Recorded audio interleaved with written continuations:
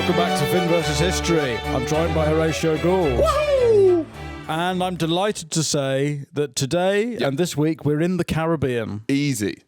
This is easy, brother. We are in Haiti. Yep. For the... This is Island Gaddafi. Here we go.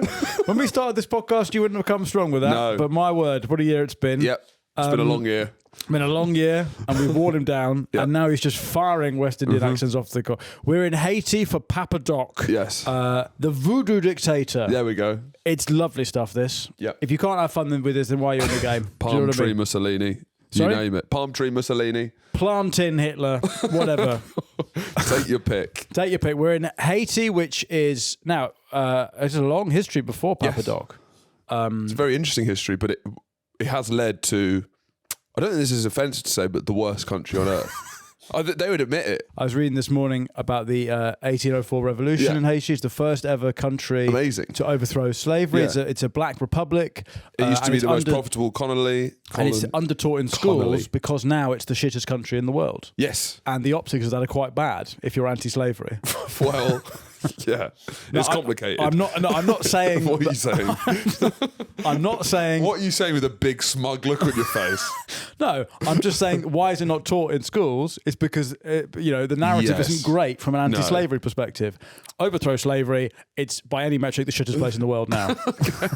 Those are just two facts. Yeah. That, coincidence does not equal causality. I'm not saying they do, but it's a bad place. Sure. Real bad place. Real bad. And a lot of that is to do with Duvalier, the man we will be discussing in this series.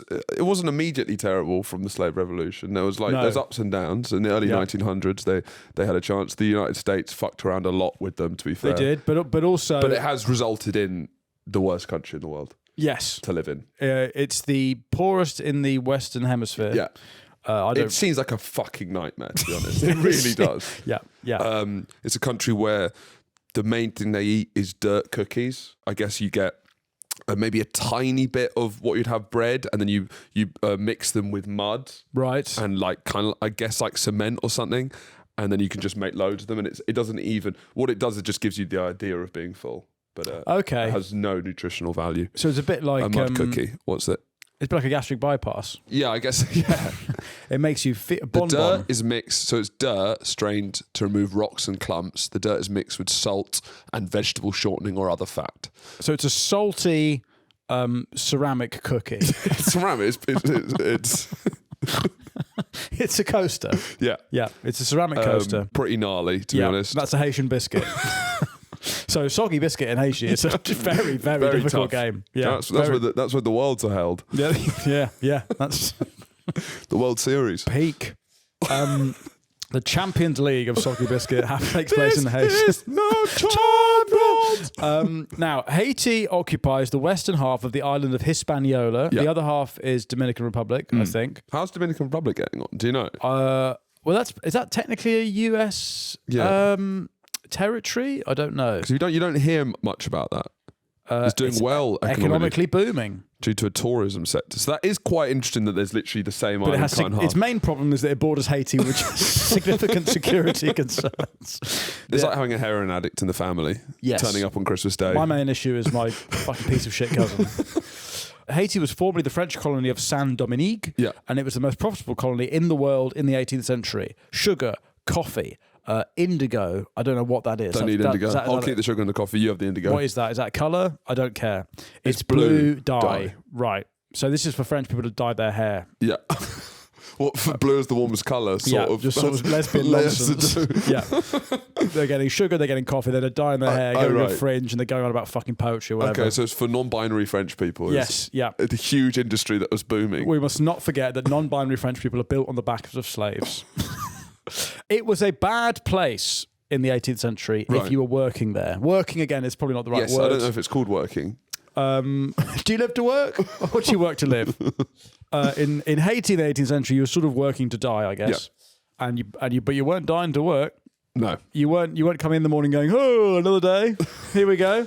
You were dying at work, though. You were dying at work. Yep. and from work. Yeah. Yeah. Work was everything. Yeah. But first, coffee. I need to Get coffee beans. Sorry. Killed. It was coffee all day, actually. Yeah. Don't even talk to me until you pick the coffee. First thing is you get all that coffee, and last thing is you still get all that coffee. Don't even talk to me, the white guy, until you pick my coffee. Now, around 773,000 people are enslaved there during the 18th century alone. The death rate from yellow fever meant at least 50% of the slaves died within a year of arriving. Now, yellow fever is not what your uncle calls being horny for Chinese people. Yeah. That is that's a tropical disease. Yeah. The death rate was so high that polyandry develops as a common form of marriage. Right. So as a response to a high death rate, polycules form. Yes, sort of. But it's more polyandry is women with lots of men.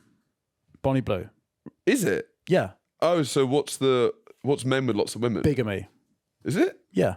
Oh, okay. No, polyamory is the general. Everyone. Interesting. So it feels like when there's a low death rate, polycules come in, right? Because you're running out of things to complain about. Yes. And when there's a really high death rate, it's like a horseshoe, right, of polycules. Well, in the way that Bonnie Blue is the death of society, the death of the West. Because we didn't have anything. We didn't have any natural predators. Yes, exactly. So we just said, let's fucking do this. I got nothing else to do. Now, in 1791, the enslaved Haitians rose in revolt because France, who'd been running the colony, they just had their French Revolution. Yes. And they'd said that we're all equal, everyone is equal. Yeah. Apart from you guys. Apart from you guys over there, you're not technically people. Yeah. So under leaders such as Toussaint Louverture and Jean-Jacques Dessalines, they, over the course of the next 10 years, they defeat the armies of France, Britain and Spain. Group of death. Yeah, that's a tough... to get through that, to be fair, they've done very well. Unbelievable. Yeah, the odds were long on Haiti qualifying. So there's Iceland in the 2016 Euros. There's also leaders in the Haitian revolt with names such as Dutty Bookman, who's an enslaved leader and a voodoo priest. Is that just someone who reads? Dutty Bookman. That's the equivalent of being called gay for reading in Haitian society. Yeah, you're Dutty Bookman. And then we've got Cécile Fatiman, who is a woman. Cécile Fatima. These are good names. But everyone in this story sounds like a sort of early 2000s Sean Paul rapper. That's the problem with Papa Doc. Sean de Paul and Dutty Bookman. These people and people like this had kind of... there was this thing called Voodoo, which had developed over the course of the slave trade because it was...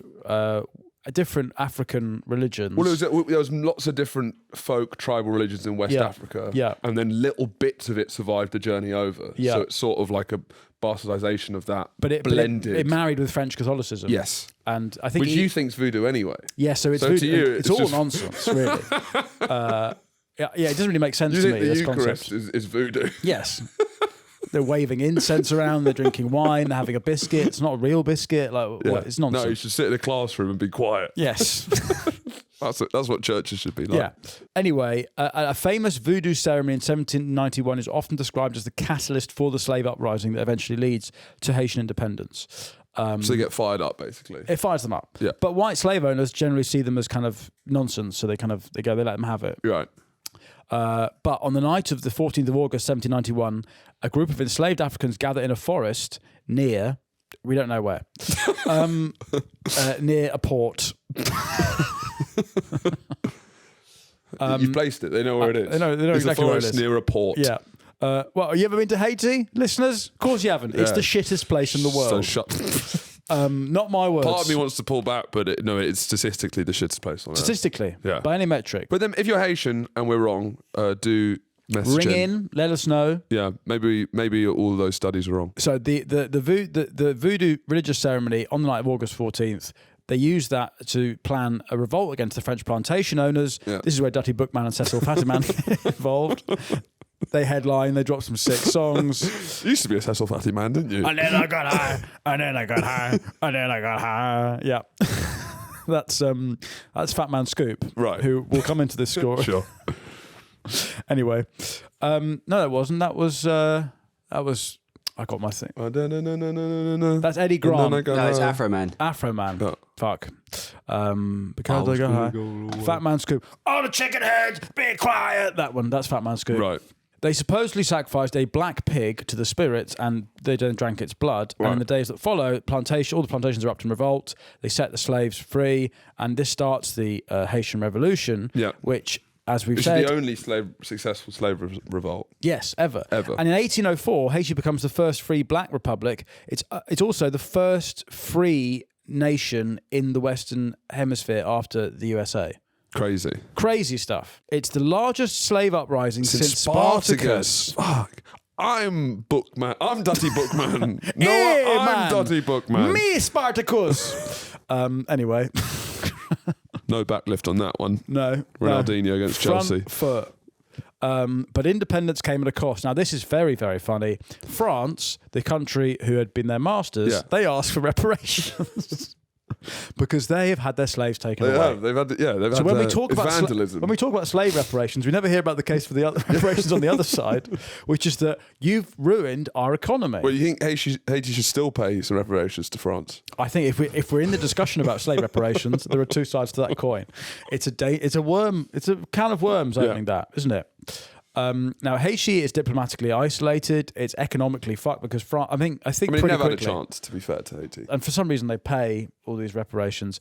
But what they've left in Haiti is this sort of structure where 90% of people are like originally black Africans, and then you have this sort of 10% elite class of light-skinned. So it's called mulatto, which is not a politically correct term. Do you know why? Why? Because it comes from the Spanish for mule. Okay. So it's horses and donkeys, i.e. white and black people mixing. So it's pretty un-PC stuff. Yeah. You've taken that, you put it on your pocket, that'll come out later. Yeah. Bank.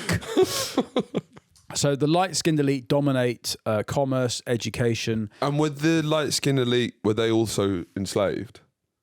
I don't think so. I think they were called the civil service for the slave owners. Fine. Now, seeking export revenue, the leaders forced the peasants back into plantation work. So it's basically slavery in another name. So basically, it was like, we freed ourselves, we still need to make money. That coffee's on who's picking, no? That's basically. But it's similar to. But it's supporting black business, though. Yeah, it's the Black Pound. Yeah. Fine. But do you remember in the Russian Revolution series where they abolished serfdom and then they basically say to the serfs, you bought your freedom with money you didn't have. You have to pay that loan back. So get back to work. Back to it. It's that. Yeah. It's slavery versus indentured servitude. Is that what that is? Anyway. Now, politically, Haiti is, and to this day is still a bin fire. Right, yeah. Presidents are assassinated, overthrown, mutilated. It's probably the most violent place in the world. Yeah, that maybe or Belize or something. And this is the world into which our protagonist, François Duvalier, the hero of this story, is born. Yeah. So he's born on April the 14th, 1907. By the way, the leader of the slave revolt, who was that? Who was the big guy? Jean-Jacques Dessalines is the leader. He got ripped apart in the town square, I believe. Yes, and fed to pigs, I think. In 3 years' time. Yep, so he frees the country from slavery, and then that country then feed him to the pigs. Yeah. It's a tough start. Yeah. Now, François Duvalier is born on April 14th, 1907 in Port-au-Prince, which is the capital of Haiti. His father is a teacher and a journalist and a justice of the peace, and his mother is a baker, but he's largely raised by his aunt, Madame Forstall. Okay. Now, from childhood, Duvalier absorbs this brutal lesson that you only really get power in Haiti if you're fucking mad. Yep. So by age 6, he had already seen multiple heads of state die violently. The founding fathers, you said, have been fed to the pigs. Other leaders are blown apart, impaled, poisoned. One of them was blown up. I think a president is impaled and just left on the spikes outside the government buildings. If you were going to do that to Starmer, what would be your choice? Or what, of killing him? Yeah. I don't know. He sort of just, I mean, he's just so bland, and I guess smother him with a pillow. Blow him up? Pump him until he explodes. Oh, I see. Right. Yeah. Bike pump. Inflate him. Yeah. Right. Now, in 1915, the US Marines occupy Haiti because there was a geopolitical anxiety about the Germans in the Caribbean. Oh, so they had anxiety? Can you imagine? So there's a mental health thing. Germans in the Caribbean. Blood-clad. Yeah. Sorry, I was very excited for that. Yeah, I can see. Sorry. Yeah. How do you prep that? This morning I thought of that. And I got very excited. When else could you say that? No, it's true. Anyway. Blood-clad. Blood-clad. Imagine the German... Oh my God, yeah. I mean, Caribbean Hitler. What could have been? Yeah, man. Der Angriffsstein war perfekt. It's hard to do. Caribbean downfall's hard. Good, you're nearly there. Mein Bruder. Mein Kampf.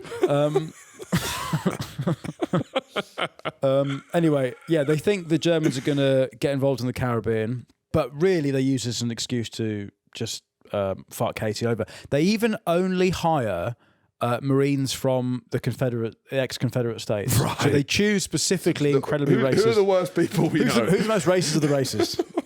And so the reality is a racist military occupation that lasts for 19 years. There's massacres. Black Haitians. And what does it mean? Just anxiety? Or they're just scared that, I don't know, someone's going to take. Because World War I is a global naval war. They just think that I don't know what the Germans have been doing. To I don't know, just being foster anxious. that anxiety. But there are beatings, there are forced labour, heavy taxation, roads are built with unpaid labour under armed guard. The sovereignty is essentially destroyed. Yeah. Duvalier hates the US from a young age.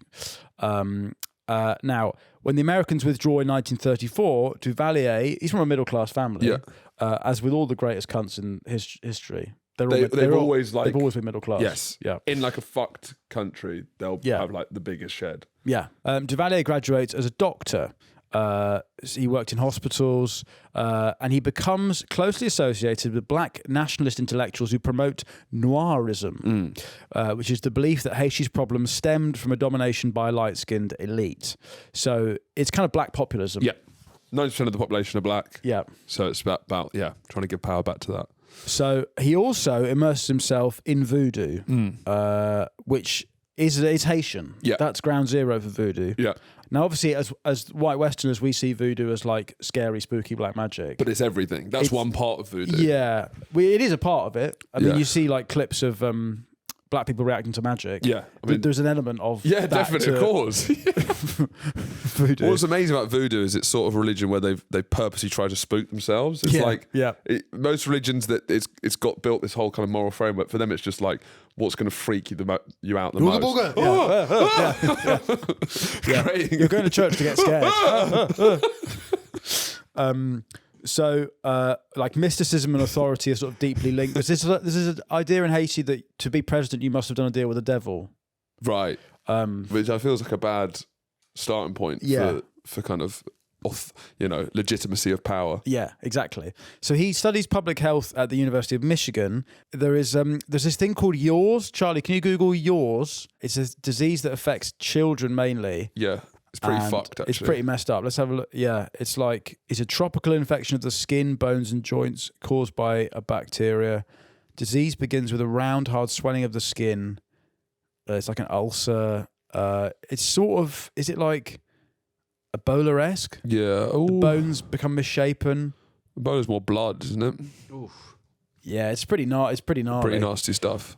And this is rattling through Haiti, right? Ripping through the middle tearing order. Through them. Yours is steaming in, and the Haitians have got no answer for it. But Papa Doc gets this name. Duvalier gets this name, Papa Doc, because he gets penicillin from the US and travels on foot through all the remote villages and curing thousands of people. It's pretty good. And so to the Haitians unfamiliar with modern medicine, they seem kind of miraculous. This is when he gets the name Papa Doc.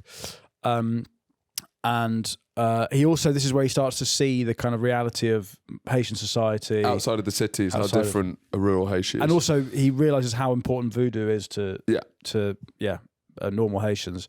So he then enters government under President Dumarsais Estimé, serving as Director of Public Health. But his rhetoric starts to grow increasingly racially charged. Right. But it's racially charged against mixed race people. Interesting. Yeah. Which is, it's funny that there's never any racism just about mixed race people, is it? Yeah. I mean, from the white perspective anyway. No. I mean, you can see this, there's the light-skinned, dark-skinned. Is it called colorism?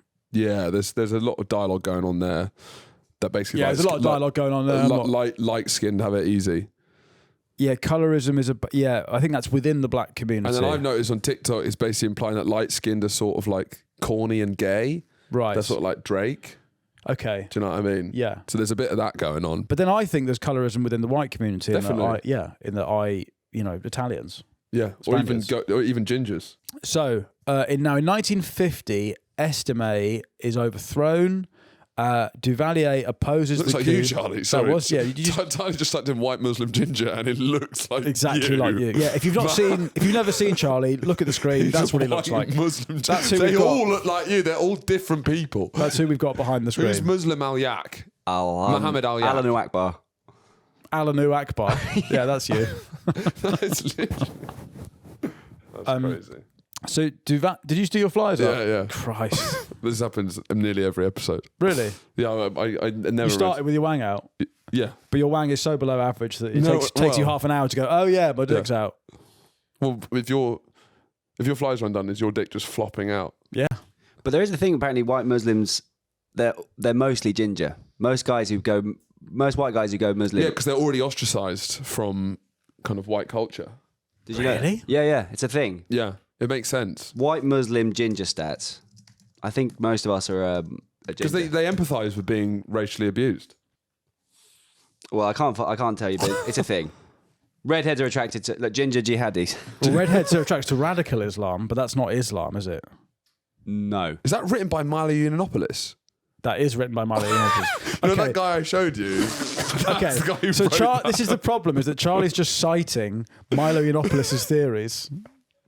Have you been keeping up to date with Milo Yiannopoulos? He's back. I mean, he was a huge thing when I was at uni. Yes, he was like, he was the original kind of like. He was the original, and I troll. imagine he's pissed off because everyone's stolen his act. Yes, totally. Milo Yiannopoulos did all this shit first, but then his big flaw is that he wrote a book, and he could say anything, and the right would still like him. He wrote a book saying that he was glad he got molested, and it was very productive. And that's the one thing right don't fuck They get with. a bit funny about that. Pedos. Yeah, you can't get them on the pedo side. But also, and then he fucking tried to lobotomize himself or something to make him straight. I saw him doing an interview with Tucker Carlson recently where he's saying that he's gay, but being gay isn't a thing. It's a lifestyle. No, he was gay. Right. And it's a trauma response to being molested. Right, yeah. And then he's like, now I'm straight and I'm doing, and he's literally gone cross-eyed and looks like the most fucked. He's like, now it's brilliant, now I'm straight. He's terrifying. And also he's still so camp. He went to uni with Phil Wang and all that lot. Really? He was at Cambridge with them, and they were all like, "This guy's fucking insane." Yeah, that guy's fucking gay. That guy's fucking gay. Oh, that's crazy. Yeah, but he's back now. He's missed it. He's missed the golden age of his own personality. Yeah. Estime's overthrown in 1950, and listen, there'll be a lot of Haitians that are overthrown. It's something like, in 50 years, there's about 69 revolutions. There's a conveyor belt. You find your way on the throne, you get thrown out the window. It's a sushi train. It's the circle of life. The Haitian presidents, yeah. The best way to ensure a long life in Haiti is to not serve in office and to leave. Yeah. In the previous 70 years, only one Haitian leader had completed a full term. Right. There you go. Estime is overthrown in 1950. So Duvalier opposes this coup, leaves the government. He starts reading. As we said, in a country where no one reads, if you're someone who reads, you can take over the whole place. Because the stuff he reads is... one book, you can take over the whole place. But he reads Machiavelli and he goes, this is fucking brilliant. And he gets obsessed with the idea that in power, you don't have to be loved, you have to be feared. Yeah. So this is when, he reads a 400-year-old Italian book and he's like, oh, I get it now. Yeah. Right. Easy. So by 1954, he's sort of become the central opposition figure. He goes underground. Rural Haitians love him because he gave him penicillin. Yeah. They think maybe he's a magician. Could we could we make our own voodoo? Can you come up with your own voodoo? Do you mean like a curse? Yeah. I assume someone who practices voodoo, I think you could probably freak him out quite easily. You roll your eyes in the back of your head and say, I curse you. But like speaking in tongues is kind of Christian voodoo, isn't it? But is that from a Christian basis or is that coming from other places? It's from a Christian basis. But we use the word voodoo to describe something that to us sounds like spooky, ghost story, like wackadoo. They're not using it in that way. No. To them, it's their religious framework. Yeah. But to us, because we watched the film Live and Let Die with Baron Samedi, who is a character in this story, funnily enough, we think it's kind of tarot cards, snakes. Getting needles and poking voodoo dolls. It's wackadoo medicine. Yeah. What would make more sense is if the Catholic priests had voodoo sex dolls or something. That'd probably be quite a good idea. It probably would be a good idea. Because then you're molesting kids without actually... But you need to make sure the voodoo doll's not attached to a kid. Yes. The sex voodoo doll means that there's someone on the other end, right? Yeah, but then you're molesting them But you're molesting them without actually... Yeah, you can't remote work molest. No, but you're molesting them without actually molesting them, aren't you? No, they're still getting molested. Well, no, but are they? Yeah, they can feel it. Or are they just coming? No, the kids aren't coming. Who said kids? You did. Okay, fine. Oh, no, maybe you didn't. Yeah, molest. I think I did. You can molest I think an that adult. was implied. You You can saying it'd molest be good if priests had voodoo sex You doll. can molest an adult. Wait, so you're saying, fine, let's say they're not kids. It's a voodoo sex doll for Catholic priests who are horny and not allowed to have sex. Yeah. And so there'll just be a woman walking down the street and then her tits are getting honked the whole time and that's fine. Just like imaginary honked. Yeah, in her head. She'll feel like they're being honked. But I feel like that's a bit invasive if you're just having your tits honked the whole time. But she's not. not. What if she's in a job interview and she's just having her titties being honked? But it's not. But are you saying she'd probably fucking love it? That's what you're saying. It's more brilliant. I guess what I'm saying is it's not molesting. If they don't know they're being molested by a voodoo sex doll, then are they actually being molested? But they'll be like, I got it. This is really embarrassing. They go bright red. It feels like someone's honking my tits. Do you know what it is? It's that film. I don't remember. We watched this right at the start of the podcast. That guy who has hundreds of orgasms a day. Yeah. Who was like going to his father's funeral and like, yeah. It would not surprise me if there's a voodoo sex doll of him. There's a guy just going like that on a doll, and he's like, oh. Yeah, but he's not having a good time. No, I know. But is he being molested? I guess that's the philosophical question. If there was a voodoo doll of him, then yes, he is being molested. But if he doesn't know he's been molested, is it the perfect crime? It is the perfect crime, but he is being molested. I don't know. Is that like if a tree falls in the woods? Still a crime. It's molesting in the eye of the victim or the eye of the... Do you know what I mean? But you just won't be able to get on with your day if you just... I'm not saying it would be a good thing to do. I'm just saying, is it technically... It's better than getting bummed. Could I get away with it? It's better than getting bummed. It's better than getting bummed. Yeah. Yes. Virtual bumming. Yeah, but then it's like... No, it's bumming. If a boy gets bummed in the woods but no one's there to bum him, does he really get bummed? What's wrong? It feels like exactly what it is. Bummed. This is really weird. It feels like someone's bummed. What are you bumming me right now? Because it really feels like I'm getting... There's a guy from next door. God, this is really strange. But it really feels like there's a cock in my arse. And doctor's like, you're fucking crazy, man. I don't know.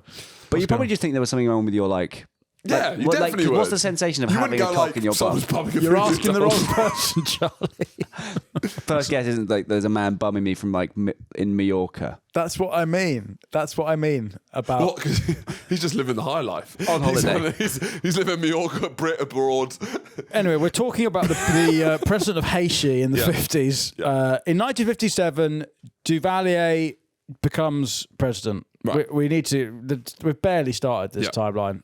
He wins the presidency on the 22nd of September, and he's inaugurated on October 22nd. Right. His lucky number is the 22nd. That comes into play a lot in the story. This is probably the most suspicious or superstitious place in the world, almost. Yeah, definitely. Everything is superstitious. Yeah. So that number is important. Right? Yeah. Anyway, barely a year into his tenure, there is a small yacht crossing the waters of Port-au-Prince Bay with 8 men on board, 5 Haitian exiles and 3 Americans. The Haitians are former soldiers that were loyal to the previous regime. They are convinced that Duvalier's hold on power is shallow and that the army would switch sides. Right. But bear in mind, there are 8 of them. 3 Americans as well. Interesting. So disguised as tourists, the men land just north of the capital. So and what's that? Like fanny pack, Hawaiian shirt, big sippy cup. They begin unloading their weapons, and they believed that they were like secrecy was on their side. But local peasants saw them landing, alert the authorities, and then Haitian soldiers start just gunning them down on the beach. Yeah. Now, the rebels manage to escape inland. They seize a military jeep. They go to these big barracks that are next to the big Haitian presidential palace or whatever. They overpower some guards inside the barracks. They kill several soldiers. Now, rumours are racing through Port-au-Prince there's a major invasion. Right. But it's fucking 8 people. Which is kind of amazing. Yeah. I've never heard of a coup with 8 people. 8 people. I mean, there's 4 of us in this room right now. Yeah. That's hot. I mean, our whole team here today, we're almost 8 people. It's basically us saying, should we just give it a fucking go? Should we just go and take over Sadiq? Should we go punch one of the Queen's Guard in the face, see what happens? Just see what happens, yeah. So the rebels are led by a man called Pasquet, and he attempts to rally senior officers by telephone, but no one's answering. What happens is a rebel in the barracks, they sent a captured soldier out to buy cigarettes. He never comes home. Yep, it's the 50s. So he doesn't come over. That man turns out to be Duvalier's personal driver. So he runs straight to the palace and tells the president there's only 8 of them. And so they just sent him out trusting that he would... I mean, it's absolutely crazy. Yeah. So now... Duvalier acts with complete ferocity. He evacuates his family. He puts a military uniform on. He gets the camos on. He gets a handgun. He goes goblin mode. Yeah. He then orders everyone loyal to him to surround the barracks. At dawn on the 29th of July, government troops storm the compound. They slaughter the rebels. And that man, Alex Pasquet, his son's ex-wife, goes on to marry Papa Doc's son. Interesting. Who's called Baby Doc, which we'll get into. Now, what they do as a result of this, what Duvalier does is he realises that as long as there's an army with guns, he's always going to be at risk because that's what's happened in Haiti for the last however many hundreds of years. So he makes his own paramilitary force called the Tonton Macoute. Which is a ogre in voodoo folktales, yeah, right? Uncle Gunnysack. Right. Who's going to come and steal your kids and eat them for breakfast. Yeah, it's terrifying. It's a mythical bogeyman who roams at night abducting misbehaving children. Jesus Christ. Stuffs them into a sack and carries them away and eats them for breakfast. So that's what Macoute is a Gunnysack. That's terrifying. So it's like a demon. Puts kids in a sack. Now, the Tonton Macoute, they look fucking cool. They all wear sunglasses. Yeah. And they wear suits. And they look like gangsters that have died and then come back to life as like zombie gangsters. Right. The way they hold their guns, they're just walking around with they're just guns, like they're not like shouldered arms or anything. They're just walking around with these huge rifles. They got aviators on, I thought, and then like fedoras. Yeah. It's our fans. The Tonton Macoute. The Tonton Macoute. The truth That's what we should call the patron. The Tonton Macoute. They're just walking around in suits with fedoras and sunglasses. But right. Now, this morning, I discovered, I've watched a bit of this guy's stuff before. In the 60s, there was a British journalist called Alan Wicker who made a show called Wicker's World. Right. And it is like a racist Anthony Bourdain. And it's amazing. Like, it's travel shows when they used to actually write travel like essays and then do voiceovers about them. Yeah. But I just want to play a couple of minutes about it. This is what he says about Haiti. With dusty, crumbling elegance, with curlicues and excrescences and peeling paintwork, it's a tatty, charming backdrop to the primitive capital of the poorest country in the world. Sounds like us. The sick, sweet stench of a lush and rotting land. Sick, sweet stench. He's turned on by it. I know. Yeah, it's hard for living here. I'm so glad I don't live here. He gets horny now. The women are perhaps the most appealing of the Caribbean. Now it's just loads of topless bits of women. Most appealing of the Caribbean. Yeah. The cadence. The women are the most appealing of the Caribbean. Shoes are an unthinkable luxury. Yeah. The women are the most appealing of the Caribbean. Yeah, it's crazy to be there going like, this is the shittest place on earth. Women are quite Women are fit though. Fuck me. Yeah, they're just blokes in suits like with teddy hats. Boys. Yeah, they're just the way they're carrying their guns though. It's crazy. Just so casual. Yeah. Fucking massive machine guns. The Tonton Macoute they're basically just granddads holding a gun, just walking through town. But there's a guy who he employs who, I can't remember what his name is, but he goes and gets all the criminals, rapists, just the worst people in society. Yeah. He gives them a gun and says, as long as you're loyal to Duvalier, you can do whatever you want. Genius. And laws don't apply to you. And just don't get in our way, basically. And then the Tonton Macoute becomes more powerful than the army and his own personal guards. Well, he takes guns away from the army. Yeah. So the army are in uniform, sweating. Yeah. Because there are just all these geezers with massive guns. Look at them. Oh, they look pretty swag, to be fair. Yeah, it's pretty cool. No, so the army have just got knives. That's all they've got. So the Tonton Macoute specialise in exemplary violence. It's absolutely exemplary. Right. Night raids, they just take people from their beds. Public executions, they hang them from trees, dump them in streets. Severe beatings and mutilation. They burn people alive. They stone them, hack them to death with machetes. That's a black guy with a Hitler tash. Lovely stuff. That's good stuff. Now, in 1961, the first female MPs are elected to Haiti's parliament. One of them is Madame Max Adolphe. I'm listening. What are you saying, Madame? Madame Adolphe. Adolphe becomes the right-hand woman to Papa Doc. She had been working as a low-ranking officer in the Tonton Macoute, but she gets promoted to the position of warden at Fort Dimanche. Right. Fort Sunday. Sounds lovely. It's not.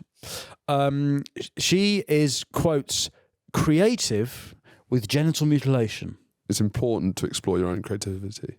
Creative. Doing like a little bow or something. Like a balloon animal, but with his dick. Maybe. Yeah, I mean, I guess I was more thinking like, when you're going down on a woman and you say you're supposed to spell out the alphabet. But she's doing that with, yeah. She's making like a little kind of rabbit out of his knob. Well, she's Jackson Pollocking his cock and balls. His bollocks, yeah. Jackson Bollock. Pollocking his bollocks. There you go. Yeah. It was right there. She reportedly burns a woman alive who's accused of being her husband's mistress. But she does also receive monthly rent from US Special Forces for the use of her compound. She's not supporting other women. Is that her? No. I don't think that is her, no. She's later promoted... Just a random woman. Is that her? Is that her? She looks a bit like Aung San Suu Kyi or whatever. What's that lady's name? I don't think she looks anything like Aung San Suu Kyi. No. Okay. Neither of them look British. I think that's the only thing. Yeah. It's not Carol Vorderman. No. I mean, if it... Vorderman. No, Madame Adolphe. Right. Not Carol Vorderman. We haven't covered the Namibian politician Adolf Hitler. We haven't, and it's. I mean, my inbox is absolutely stuffed. I mean, everyone. We're just to stop people sending it to us. Yeah, we do need to get a take on that. Do you want to get Adolf Hitler up? Yeah, we haven't placed this either. We haven't placed this. Christ, well, he comes to power in 1957. 57. Yeah, right. So it's after Adolf Hitler, the German, and it's before Adolf Unona Hitler, the Namibian politician, who, yes. He is a Namibian politician who's called Adolf Hitler because his father heard that Hitler was a big thing, but that seems to be all he heard. And named after... So what's his name? Adolf Hitler Unona. Unona. Wow. Elected last week as councillor for the Ompujunda constituency. Yeah, and he's said something about this as well. In an interview with a German newspaper, he insisted he had nothing to do with Nazi ideology. As a child, I saw it as a totally normal name. It's change your name though. I'll tell you what it is. He's won a lot. He's also quite a successful politician. I'll tell you what it is. It's Guy Gomer Hitler. Yeah, he turns up. They're like, you're called Adolf Hitler. No. But also, Namibia was a German colony. I did that at uni. Yes. Pretty gnarly stuff. It's early Nazis, really. Yeah. Nazis before Nazis. Southwest Africa, it was called, the German colony. Anyway. Naughty. They're pretty made naughty up down for there. lost time, similar to the Belgians. Yes, they did. Anyway, in February 1959, Castro seizes power in Cuba, turning the island into a communist state. And this completely transforms Duvalier's position because suddenly he could be a bulwark against communism. So the United States, who are terrified of losing another Caribbean nation towards communism, they start tolerating him and then actively funding him. They give him loads and loads of money, and he just basically just takes it all himself, obviously. And he funds his personal guard. That's like a... He needed money to fund the Tonton. Well, yeah, they need their fedoras. Of course. Steamed, and Americans come in and train the Tonton Macoute. So it's basically the mob running Haiti at this point. Now, in May 1959, Papa Doc suffers a massive heart attack.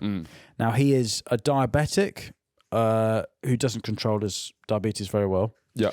And he suddenly collapses. It may have been an insulin overdose. So massive is often put in front of heart attack. Yes. Is there a small? Do you have can you have small heart attacks? Yeah. Just like a little oof. Yeah. So a massive one, it's gone. Because you can have mini strokes, right? Or you can have quote stroke-like events. Sure. Like my nan currently is having about 12 stroke-like events a day. What, like a person who comes all the time? Yeah, but she's Presbyterian, so she's just wearing them off. Whatever. Fuck off. Whatever. Yeah. She's now permanently smug. Beethoven's brother. Yeah. His life is saved by a guard who injects him with glucose. So it could have been insulin overdose. Anyway, that's Clement Barbeau, who is also the guy that runs the Tonton Macoute. I think no, he's his mate. Right. I don't fucking know. The pals, right?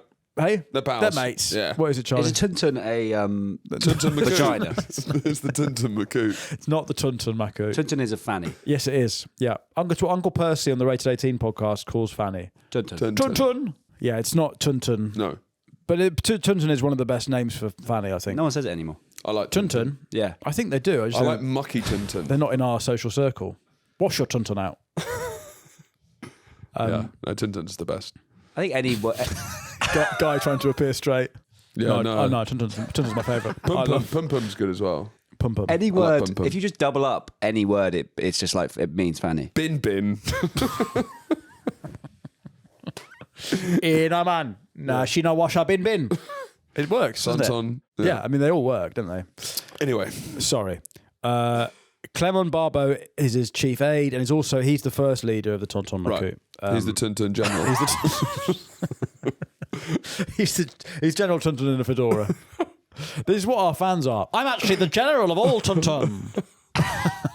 I can summon the spirits of the Tuntun. If we took over in our coup, we would arm the patron to do what they want in fedora and sunglasses, just walking around. They'd all just spend all their money on fucking Warhammer models. There'd be a shortage of cobalt blue paint, though.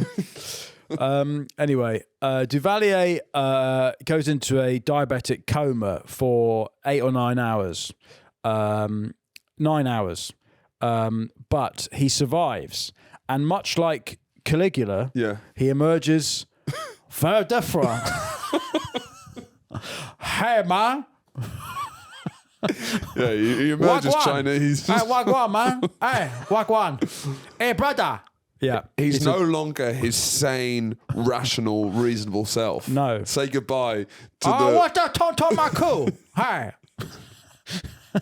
He emerges with his foreign accent button pushed down. So someone who arguably already had brain damage. Yeah. Now it's triple helpings. He's doubling down on the brain damage. Well, I think they actually do think he got proper brain damage. Yeah, he got brain damage. Yeah. From after. So the next 10 years of his reign. Yeah. He's no more Mr. Normal Guy. No more that guy. So Duvalier seems to interpret the event in kind of metaphysical terms. He feels like he has stared death in the face and returned.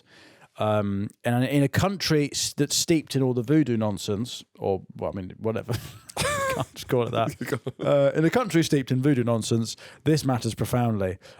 So he feels like he's crossed the threshold, and because for a guy that had cured the country with penicillin, he seems to completely forget about the concept of medicine. And says it was proof of his destiny. So he starts to begin as someone who believed that he was protected by forces beyond the material world. He stops ruling as a politician and starts ruling as a myth.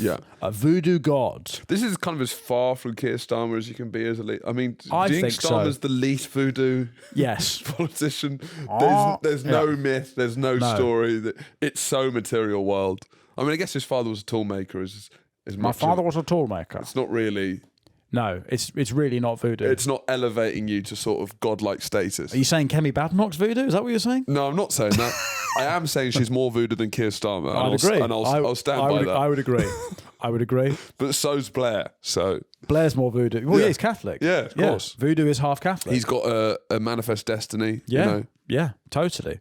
I'd say that the Lib Dems are not very voodoo. No, but I think Starmer is the least voodoo. Yes, of all British prime ministers, probably. So Papa Doc's going to get a new hat. Yeah. And when he's wearing that, all hell's going to break loose. He's like Jamiroquai. Yes.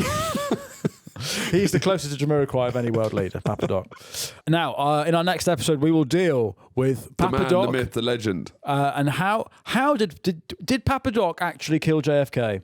That's in our next episode. Where, that's already on the Patreon, where for £3 a month, you too can be a member of our Tuntun Macoute. Tuntun Macoute. Join the Tuntun Macoute. Yeah, get your fedora and your shades on and wreak havoc. But if not, we will see you on Thursday for the finale of our Papa Doc series. Goodbye. Goodbye.